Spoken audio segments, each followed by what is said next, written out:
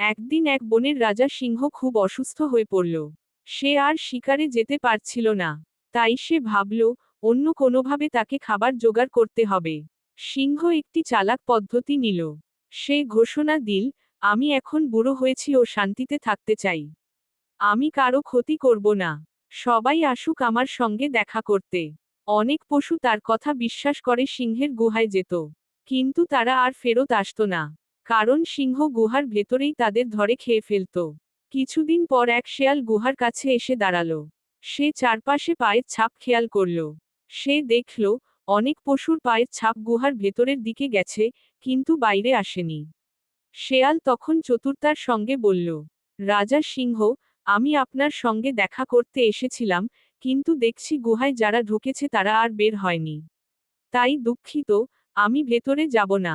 এই কথা শুনে সিংহ বোঝে যে শেয়াল খুব বুদ্ধিমান।